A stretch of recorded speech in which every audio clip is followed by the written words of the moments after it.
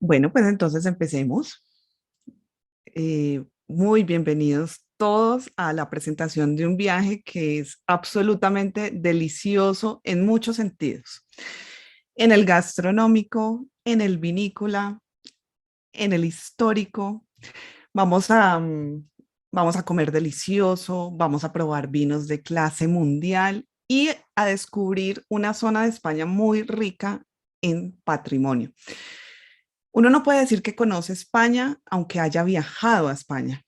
Eh, los, es muy común, digamos, como haber ido a Madrid, a Barcelona, a Andalucía, ¿cierto? Pero conocer realmente España eh, es muy difícil porque hay muchas Españas.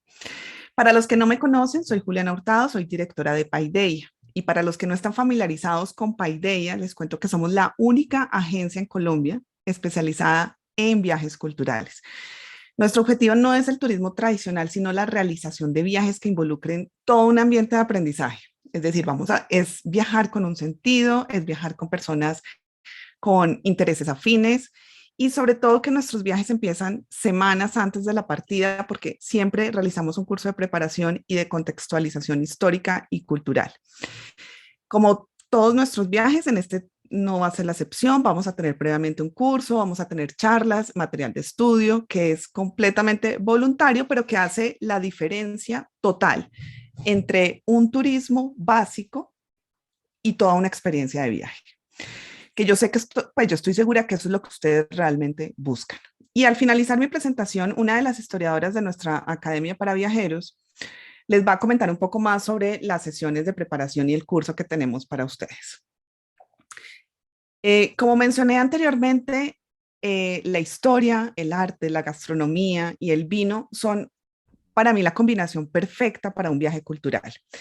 Todo esto lo hallamos en La Rioja y en la Ribera del Duero. Son dos regiones que, como ustedes saben, tienen aroma a vino y que han inspirado pues a viajeros y a numerosos artistas. También pues son una meca del enoturismo en España. Tienen una tradición vinícola, que es una de las principales razones que animan a visitar estas regiones, pero que también esa cultura del vino es una excusa para descubrir un increíble patrimonio cultural que vamos a apreciar entre bodega y bodega. Son 5 bodegas las que vamos a visitar y es mucho el patrimonio que vamos a conocer. Entonces, en esta escapada cultural vamos a ver cómo la cultura del vino está arraigada en este territorio y constituye la puerta de entrada para recorrer el legado natural y patrimonial que está forjado pues en tierras que resulta que fueron una frontera entre moros y cristianos y eso ha dejado su huella. Pero empecemos viendo cuál va a ser el recorrido de nuestro viaje. Nosotros pues llegamos lógicamente a Madrid y de ahí vamos a irnos atravesando la comunidad de Castilla y León, vamos a llegar a Soria y luego nos vamos a entrar a la comunidad de La Rioja, llegamos a Logroño, vamos a Laro, La Guardia y subimos al País Vasco, donde vamos a comer absolutamente delicioso, visitando Bilbao y San Sebastián. De ahí, del País Vasco, bajamos y entramos nuevamente a la comunidad de Castilla y León, por Burgos, Aranda de Duero, Peñafiel, bajamos a Segovia y Toledo, que son ciudades un poco más conocidas, y nos devolvemos ya a Madrid para terminar el viaje. Entonces, en ese camino hacia La Rioja, que haremos desde Madrid por tierra, vamos a parar en la ciudad de Soria, que es la capital de la provincia del mismo nombre, que tiene una riqueza patrimonial impresionante, que conserva un carácter histórico y medieval bastante interesante.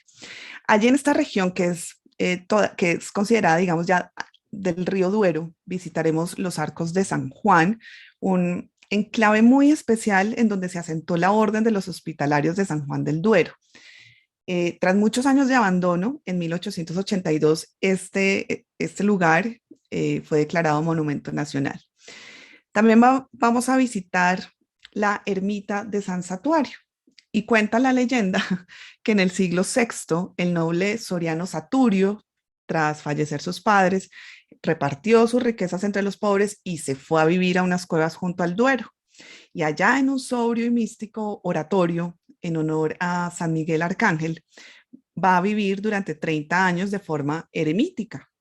Entonces, el conjunto está formado por unas grutas naturales divinas sobre las que se construyó un edificio dedicado a uso religioso y cuenta con diferentes salas que, por supuesto, vamos a conocer.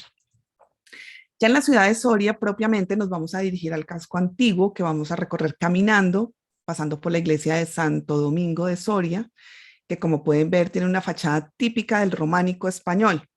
No se preocupen si no logran identificar el románico español, porque eso se lo vamos a enseñar también. Su construcción, la de esta iglesia, data aproximadamente del siglo XII, aunque pues veremos también que tiene reformas posteriores. También en el paseo vamos a pasar por la Plaza Mayor, que antaño fue el corazón de la ciudad y ahora sigue siendo el centro de la vida cultural, pero no es el centro geográfico de Soria porque la ciudad fue creciendo, pero conserva parte de la estructura típica de la plaza castellana, esa plaza rectangular, con pórticos, y aún quedan algunos de estos tradicionales balcones corridos. Y alrededor de la plaza vamos a poder observar numerosos palacios nobiliarios. Uno de los puntos clave en este viaje es el monasterio de San Millán de la Cogolla, que fue uno de los centros espirituales más importantes de Castilla.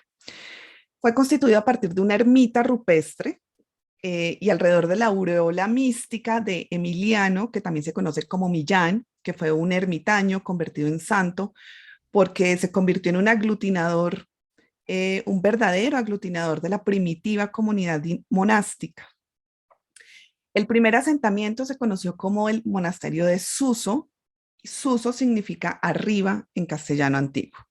Y aquí en Suso vamos a ver el cenobio original que fue construido en el siglo VI y que se fue ampliando, con lo cual vamos a ver a lo largo del recorrido esos distintos estilos arquitectónicos que se fueron dando con el tiempo, como por ejemplo el estilo visigótico, el estilo mozárabe, el estilo románico. Y las cuevas, pues evidentemente son la parte más antigua del monasterio porque fue a partir de ahí de donde se originó. En las cuevas vamos a poder ver unas tumbas que están sin identificar, pero que probablemente eran de personajes ilustres.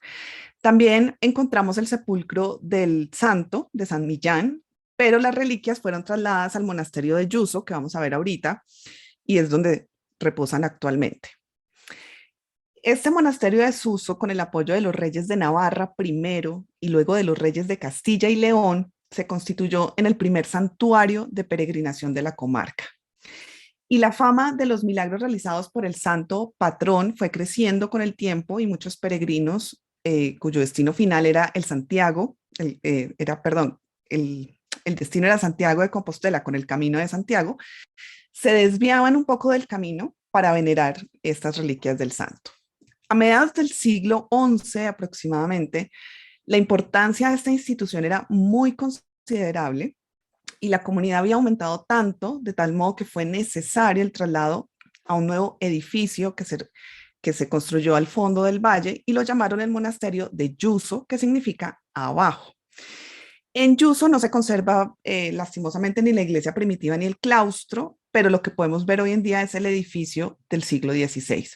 Estos monasterios de Yuso y Suso son muy importantes para los españoles y para todos los hispanohablantes porque aquí se encuentran las glosas emilianenses. ¿Qué son las glosas? Las glosas son pequeñas anotaciones que se hacen a un códice, es decir, son las notas que uno escribe al lado de un libro ya escrito. Y estas glosas emilianenses que se encuentran aquí se han convertido en el símbolo del nacimiento de la lengua castellana. Entonces, imaginémonos, por ejemplo, a un monje en su scriptorium que va a escribir por primera vez de forma consciente unas anotaciones en un texto, en un códice en latín, pero no lo va a hacer en latín, sino que lo va a hacer en la lengua romance que habla el pueblo. Y esto es impresionante porque no son palabras sueltas, no son traducción de un texto en latín, son el primer pasaje de prosa continua con un sistema lingüístico ya alejado del latín. Vamos a ver por qué Antes se hablaba latín y luego se pasa a la lengua romance, que es el origen del español. Entonces, además de ser el monasterio de Yuzu y Suso un patrimonio arquitectónico, pues también es un patrimonio lingüístico.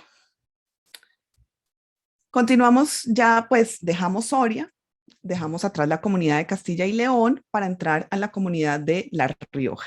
La capital de La Rioja es Logroño, que está bañada por el río Ebro y ha sido históricamente un lugar de paso y cruce de caminos, como el Camino de Santiago que les había dicho, y también de fronteras. Entonces eso hace que esta región haya sido muy disputada entre los antiguos reinos que estaban en la península ibérica durante la Edad Media.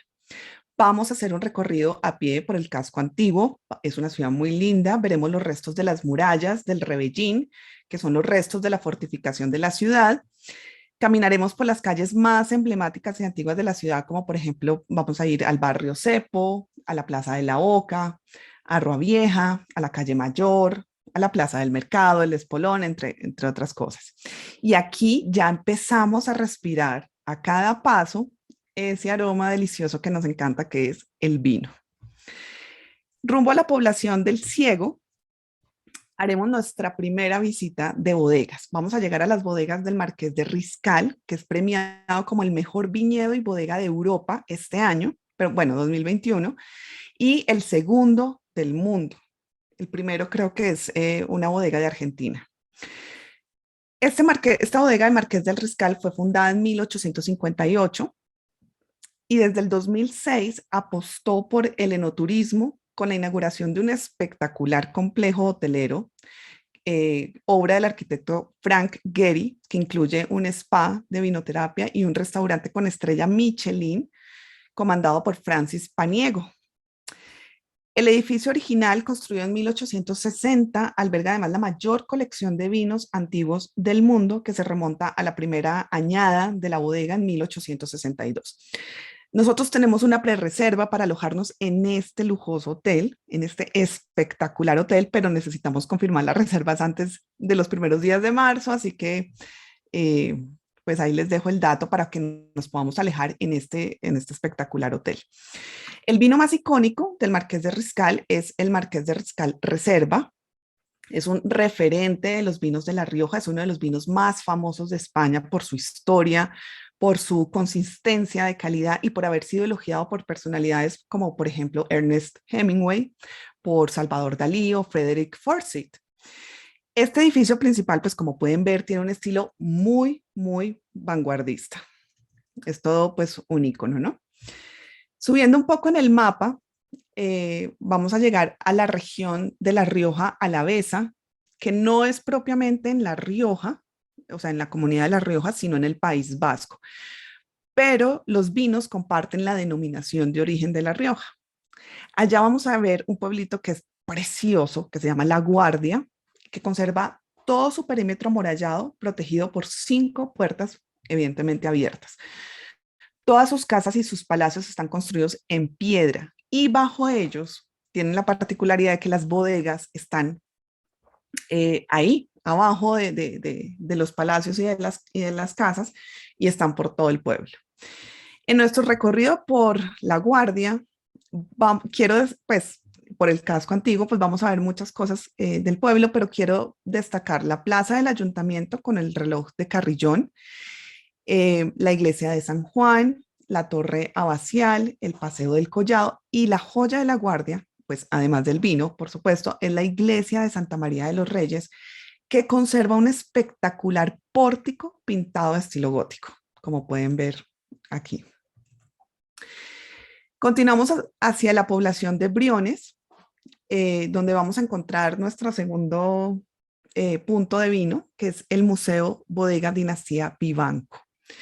Aquí vamos a tener una excelente introducción a este mundo de aroma, de sabor, de tradición. Es un punto de encuentro y de divulgación del vino que nació en el año 2004 y que ya en sus 4.000 metros cuadrados de superficie muestra todos los aspectos relacionados con el vino y su poderoso proceso de elaboración a través de 5 salas temáticas. Entonces, en este museo, que es muy lindo y muy interesante, Además de las salas que tiene una maravilla única que se llama el Jardín de Baco.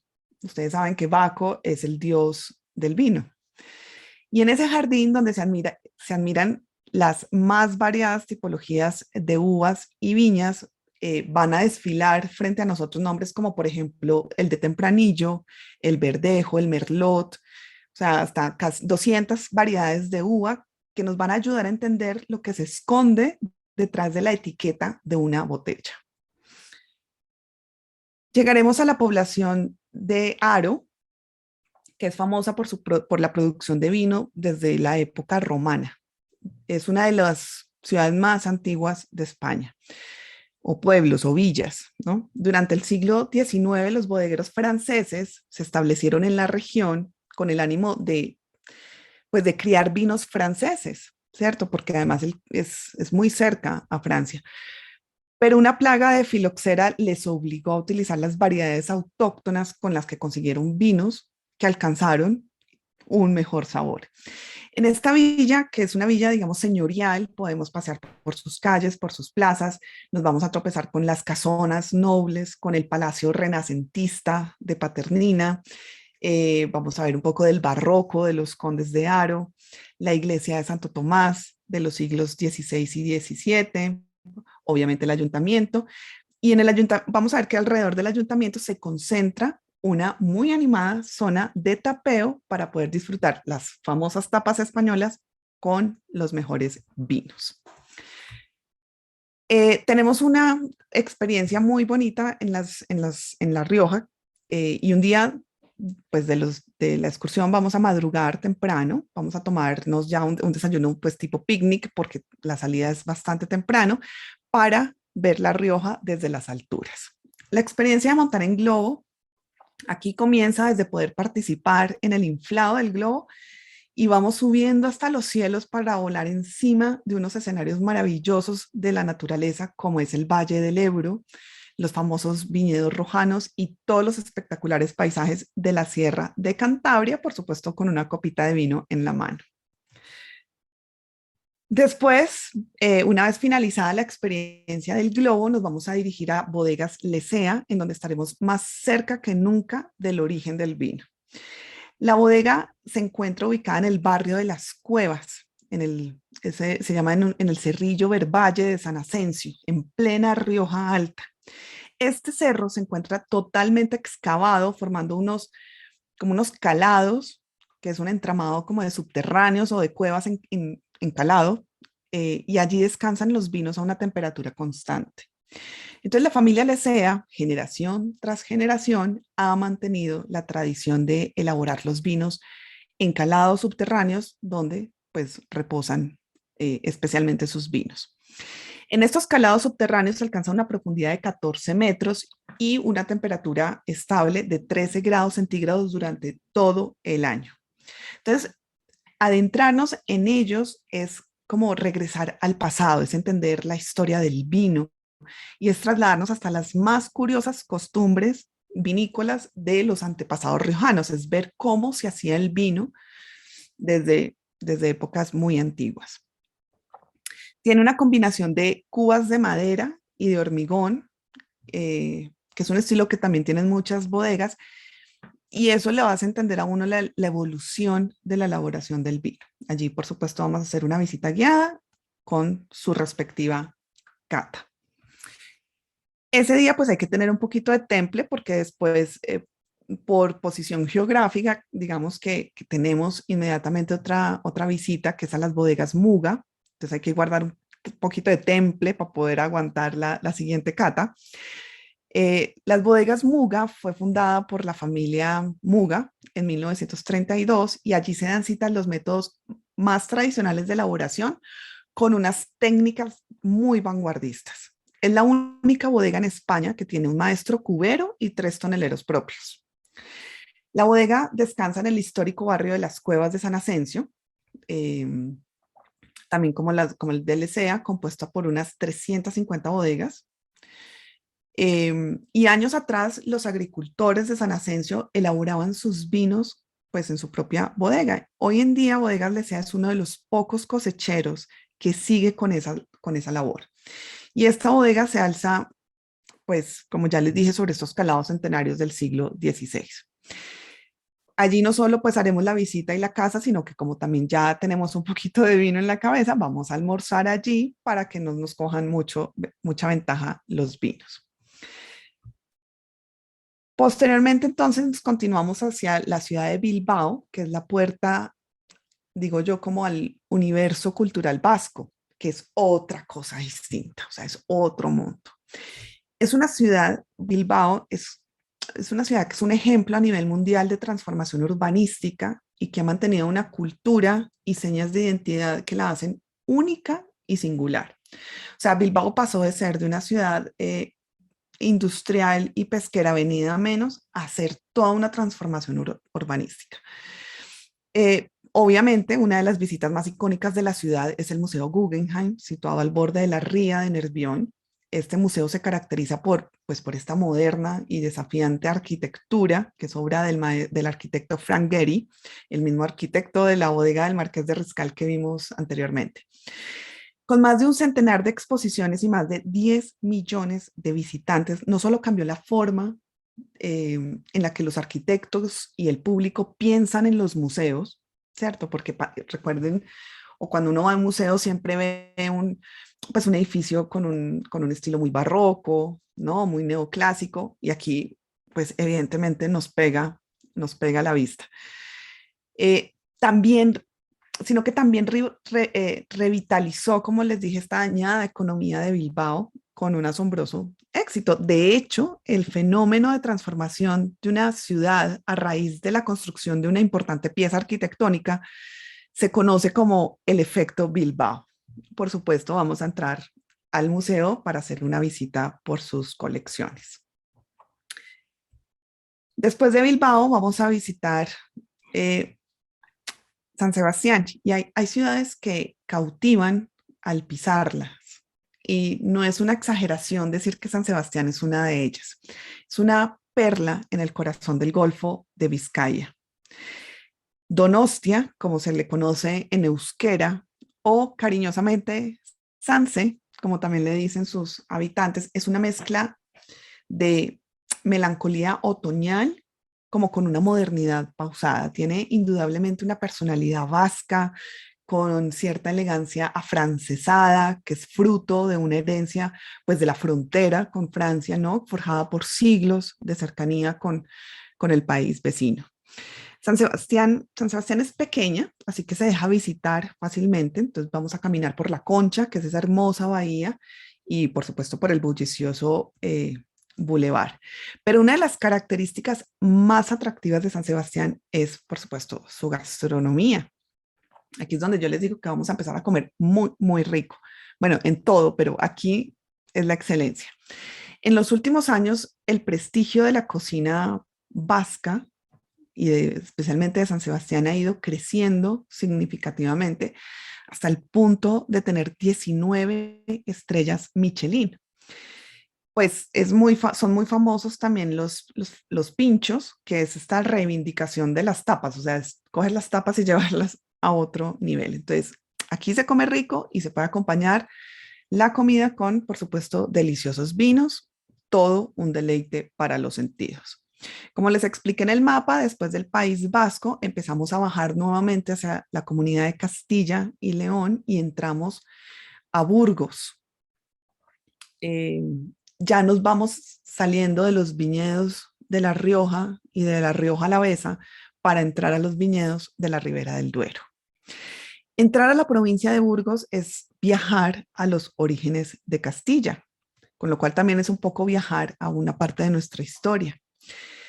La capital de la provincia, Burgos, la provincia se llama Burgos y la capital se llama Burgos. Y Burgos es un lugar, es una ciudad encantadora.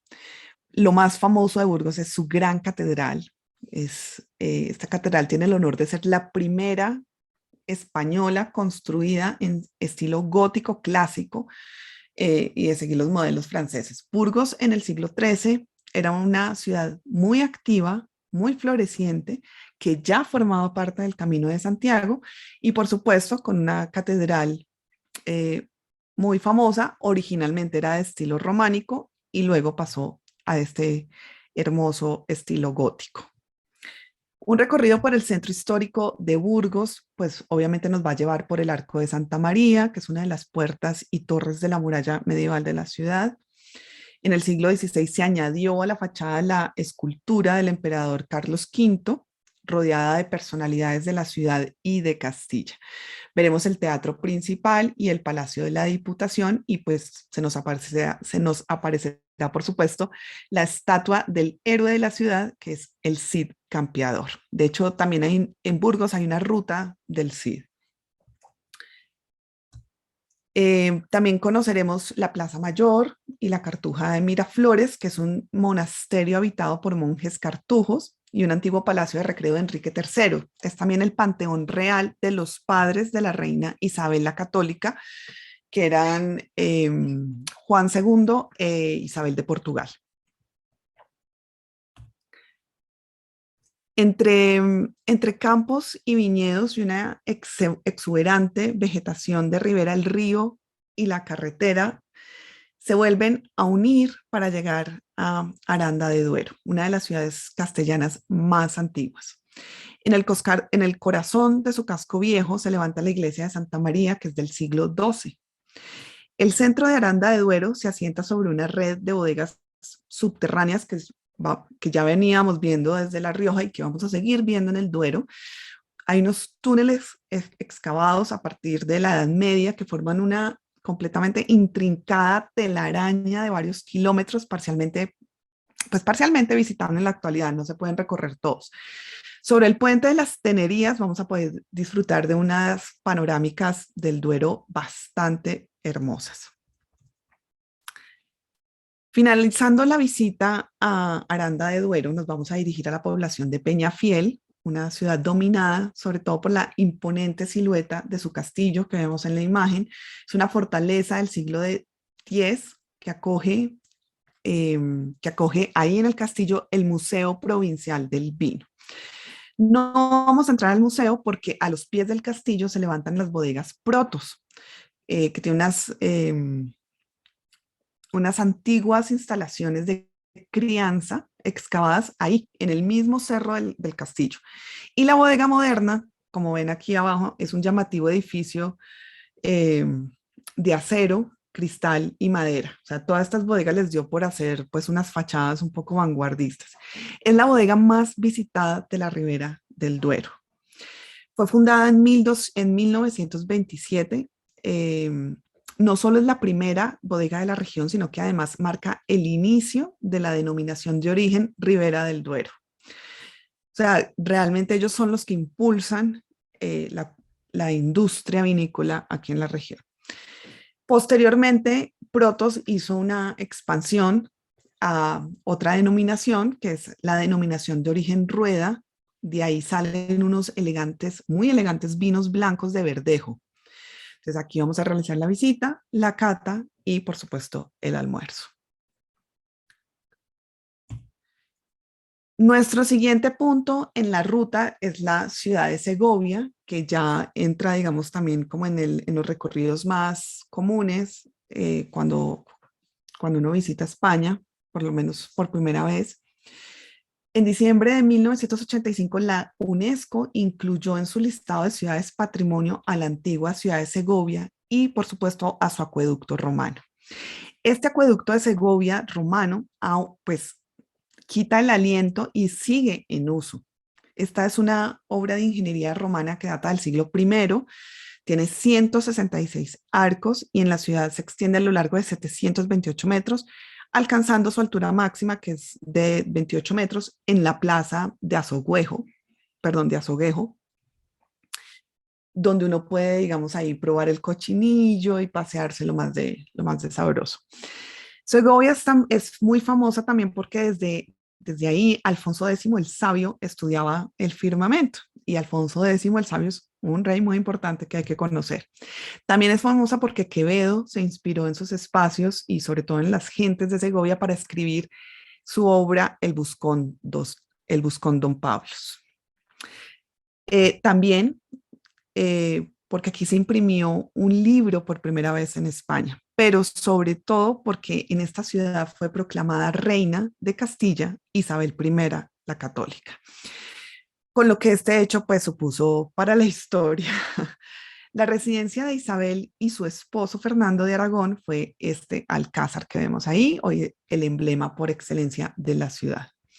Vamos a encontrar también casas nobles, palacios e iglesias románicas que se erigen ahí en sus calles y pues cuyo máximo exponente culmina en la catedral, apodada por sus líneas que son muy armoniosas como la dama de las catedrales.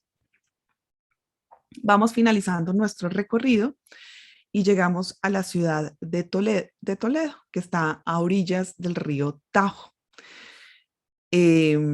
Fue llamada la ciudad de las tres culturas porque en ellas confluyeron de manera generalmente armoniosa los cristianos, los judíos y los musulmanes. Toledo seduce por su patrimonio artístico y por una dinámica vida cultural.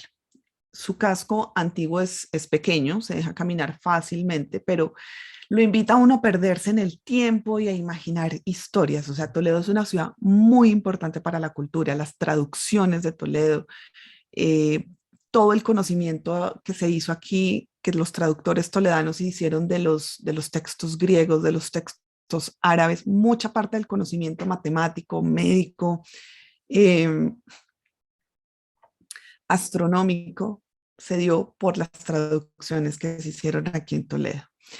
En el monasterio de San Juan de los Reyes, vamos a ver que lo vamos a ver, es todo un alarde a ese gótico isabelino, porque fue la reina Isabel de Castilla quien lo concibió y lo mandó a erigir como panteón real y como elegía en piedra a su labor y a la de su esposo Fernando el Católico. En Toledo, pues también encontramos un espíritu muy morisco, muy importante, que ha dejado huellas que son muy rastreables. También, por supuesto, encontramos la cultura judía a través de sus sinagogas antiguas, como por ejemplo la Sinagoga del Tránsito y la Sinagoga de Santa María la Blanca. Toledo, como centro cultural que ya les comenté, fue cuna o refugio de artistas cuyos lienzos y edificaciones aún pues, suscitan admiración, como es el caso, por ejemplo, del Greco, que eligió a Toledo como residencia. Aquí se puede visitar su casa museo y muchas de sus obras se exponen en varios de los edificios de la ciudad. El Greco era greco, por eso su nombre el Greco. Un buen lugar para comenzar una visita a Toledo es la plaza de Zocodover. Si uno analiza el nombre Zocodover, le suena muy moro, ¿no? Muy árabe, porque Zoco significa mercado en árabe. Desde la época medieval aquí se acogía el mercado y aún hoy pues está llena de gente a todas horas. Ya no es el mercado, pero es una plaza muy principal. Visitar esta plaza puede ser la ocasión perfecta para que realicemos una pausa, para que disfrutemos de la rica gastronomía también que ofrecen los mesones y las tabernas. Vamos a probar platos de sabor medieval regados con vinos, por supuesto, de la región.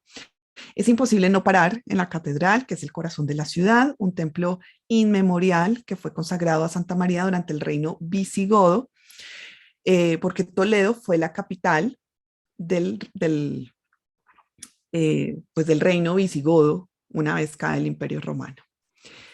El emblemático Alcázar de Toledo, que es divino, fue erigido sobre el castillo medieval de los Trastámara.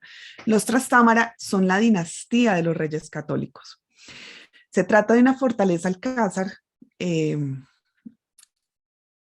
Alcázar viene del nombre árabe Cazar, que data de tiempos de los romanos y que ha sido reconstruida y embellecida a lo largo de los siglos.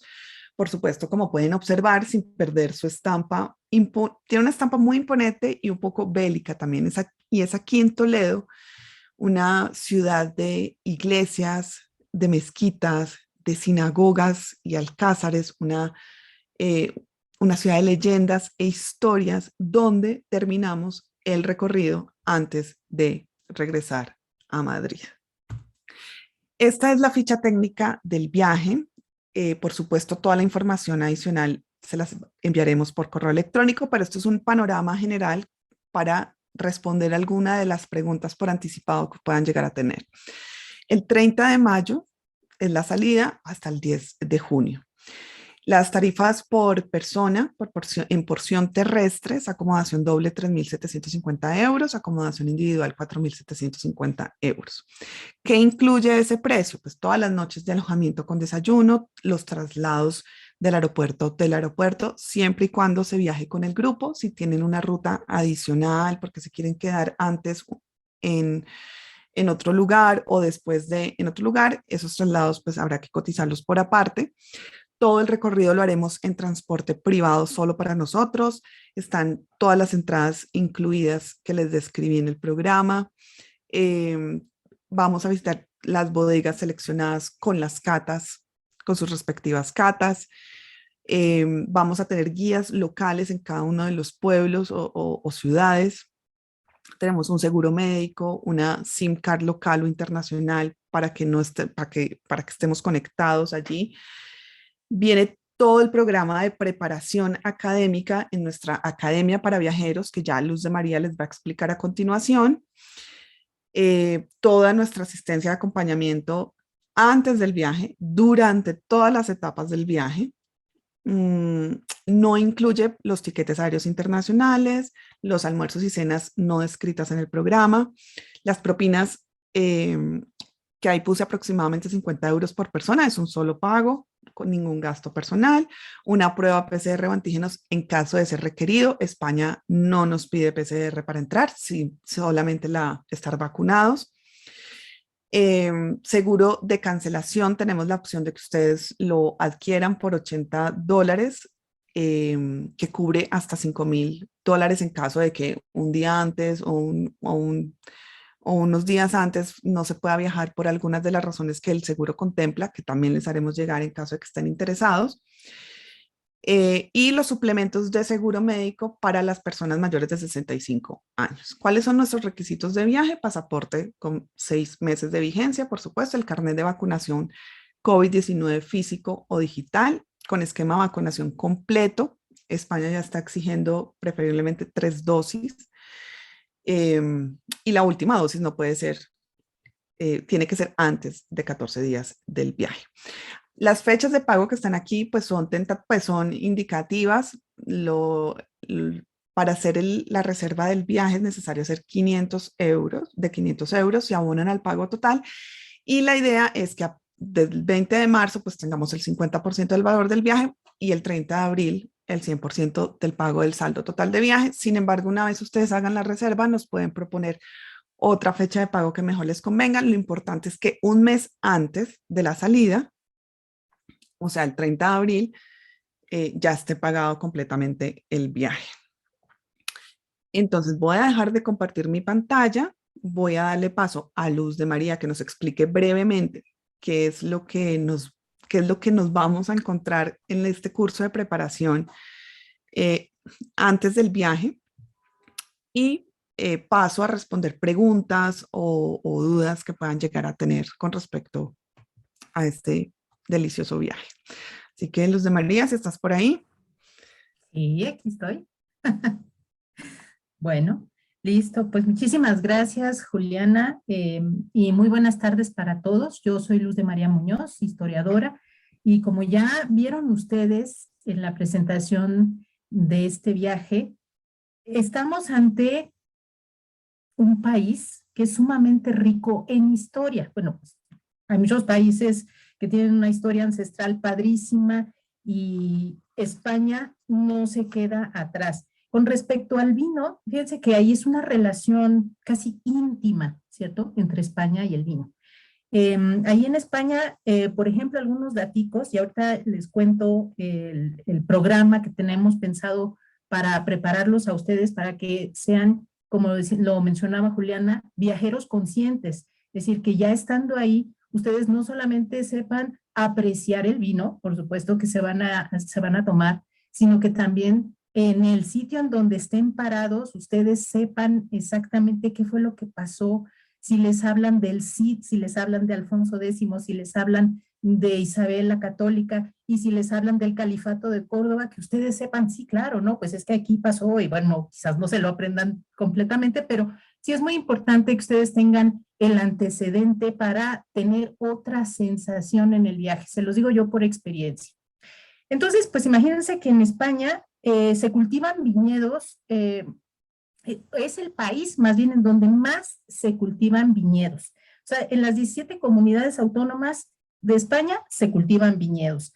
Y, por ejemplo, para que ustedes tengan así una dimensión, actualmente son 953,000 hectáreas de viñedos plantados. Es decir, la mayor superficie cultivada de viñedos está en España. Es una producción muy importante. Actualmente España tiene como una renovación vinícola, es decir, no siempre España ha encabezado los mejores lugares en la calidad de vino, pero ahora tiene un boom impresionante. Lo interesante aquí es que cada vez que esto ha sucedido, porque ha habido varias veces en la historia de España que sus vinos representan a su país, esta no es la primera vez. Son momentos también importantes para el país, entonces eso también lo conversaremos en nuestro curso. Juliana estaba mencionando vinos y monasterios, entonces en nuestro curso pues yo quisiera que conversáramos un poquito sobre esa relación, porque el vino ha estado presente prácticamente desde los albores de la civilización en la península. O sea, imagínense que llegaron los griegos y comerciaban, pues entre otros productos, ¿verdad? Comerciaban vino. Y los celtas, por ejemplo, pues eran buenos consumidores del vinito. Y luego los fenicios que llegaron, sembraron las primeras cepas y de ahí para adelante, pues arranca esta relación tan íntima entre la historia de España y el vino. Los visigodos lo tomaban, aunque los visigodos en su periodo no fue así el gran periodo de producción, pero ellos también consumían y lo consumieron los árabes. Sí, señor, así como están escuchando.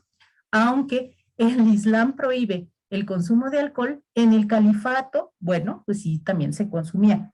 Y así, los diferentes periodos de la historia de España, pues vamos a encontrarnos al hablar de estos diferentes momentos, también cómo se encontraba en ese momento la producción de vino, ¿cierto? Porque ha sido, como les decía, esta relación que probablemente ustedes en algún momento hayan visto que han sido generaciones de familias completas que se han dedicado a el cultivo de las viñas. O sea, generación tras generación. Les voy a citar un ejemplo de un personaje que probablemente ustedes ubiquen, porque fue un futbolista muy importante español, Andrés Iniesta, por ejemplo, que él es de la zona de Castilla-La Mancha, y él tiene un viñedo, bueno, varios viñedos, pero tiene una producción de vino muy importante porque su familia durante generaciones estuvo produciendo vino, nomás que a él se le ocurrió que tenía que ser futbolista. No les hizo mucha gracia en su familia, pero al final él pudo hacer una conjunción de estas dos actividades, darle el impulso a sus viñedos con su nombre y luego pues seguir la tradición familiar. Y con esto pues entonces les comento para que podamos apreciar mucho mejor todos estos sitios que ya nos describía Juliana y apreciar también los vinos que ustedes van a ir tomando, pues hablaremos entonces de la época prerromana. En términos generales veremos qué pasó con los griegos, los fenicios, los cartagineses y cuándo empezó esta tradición vinícola ahí en España. Luego hablaremos de la España romana. Ahí Juliana mencionó este maravilloso acueducto de Segovia, bueno, pero también mencionaremos algunos otros aspectos políticos, económicos y sociales de la importante provincia de Hispania, que fue una joya la que tuvieron los romanos con esta provincia y después las Galias, pero Hispania fue muy importante, dio filósofos, dio emperadores a los romanos. Vamos a ver también qué pasó durante el periodo de los visigodos al caer el Imperio Romano. Igual vamos a hablar sobre los aspectos de la nueva conformación social en esa Hispania romana a la llegada de los germanos, ¿no? Y entonces el asentamiento de los visigodos y qué pasó ahí en ese momento, ¿sí? Y bueno, y también qué pasaba con la producción vinícola, que entraría un poco en crisis, pero no desaparecería del todo. Posteriormente hablaremos de la llegada de los musulmanes, este momento que es un hito en la historia de España y que sigue generando mucha polémica entre los historiadores españoles de si hubo una reconquista o no. Es decir, todos estos temas también será importante que ustedes los conozcan porque ustedes van a estar en el sitio o en la zona, ¿verdad?, de donde partió la reconquista española. Entonces, tenemos que hablar en algún momento cuándo surgieron todos estos reinos cristianos de León, Castilla-La Mancha, etcétera, ¿no? Entonces, para que ustedes tengan también toda esa información y, por supuesto, hablaremos del Califato de Córdoba y conversaremos sobre Toledo, como ya lo mencionaba Juliana, esta importante ciudad. El arte no puede quedar por fuera porque ustedes van a pasar por muchos lugares en donde van a ver románico y gótico. Entonces, ¿qué fue el románico? ¿Cuáles fueron algunas de sus principales características en España? Porque el románico tiene características regionales en los diferentes sitios en donde estaba. Y luego, ¿cuáles son sus principales monumentos? Posteriormente, pues llegaremos al momento entonces crucial de la Reconquista para hablar ya en concreto de estos reinos cristianos, de cómo resurge la tradición vinícola muy relacionada, o sea, íntimamente, no solo con los monasterios, la producción del vino, sino que hay un fenómeno ahí también con el Camino de Santiago de Compostela y lo que representa para el comercio, esa apertura y esa relación que va a haber entre España y Europa a través del Camino de Santiago de Compostela, ¿no? Bueno, y el Cid Campeador, que tenemos que hablar del Cid. Hablaremos entonces también del final de esta Edad Media española, qué pasó con Castilla y Aragón, por qué se creció tanto Castilla, ¿verdad? Porque es una parte muy importante del mapa español, ahora dividido en dos, ¿no? Y también es muy importante porque va a representar la vanguardia de esta reconquista del territorio. Los reyes católicos y luego el descubrimiento del Nuevo Mundo y cómo con esto se impulsó la producción de vino también, porque en el Nuevo Mundo no se permitió la producción de vino, ¿cierto? O sea, en México, ustedes saben, bueno, ahí ya se habrán dado cuenta por el acento que soy de allá, en México se produce vino, en Baja California, pero durante la colonia eso estaba prohibido. ¿Por qué? Bueno, ya veremos. Y así vamos a ver que durante el Imperio Español, hasta 1700, hay muy buena producción y muy importante producción de vinos de Jerez, de Málaga, de La Rioja, por supuesto, y estos alcanzan una gran calidad y mucha popularidad. Pero ¿y qué pasaba con el Imperio Español? ¿Quiénes son sus representantes? Después llegan los Borbones y es el final también del antiguo régimen. Hay una pérdida ciertamente también de poder en España, porque bueno, se dan diferentes movimientos, pero también los vinos van bajando un poquito en producción y en calidad. El siglo XIX va a ser muy importante para España porque pues es el momento de la emancipación de las colonias americanas. Se va a dar en España también una transición, un cambio muy, muy importante de liberalismo y luego la restauración y ciertos momentos que a los españoles también los han marcado. Y en cuanto al vino, la plaga que mencionaba Juliana también en algún momento, el de la filoxera, que llegó a España y devastó viñedos por todas partes, ¿no? En Francia y luego en España, en Málaga y en La Rioja también. Y cerraremos nuestro curso de preparación hablando pues ya un poco del siglo XX, repasando algunos de los momentos fundamentales de la historia de España. Seguramente ustedes estarán pensando en la guerra civil, pues la tenemos que mencionar, y cómo es que también se ha reactivado esta producción de vino, o sea que los españoles han retomado parte de su identidad, es también esta relación con el vino.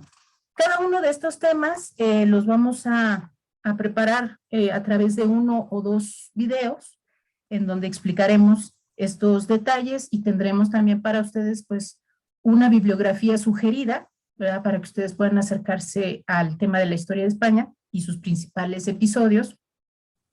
Y seguramente también junto con Juliana pues prepararemos algunas charlas para que ustedes también se sigan acercando a este tema. Sería mi comentario.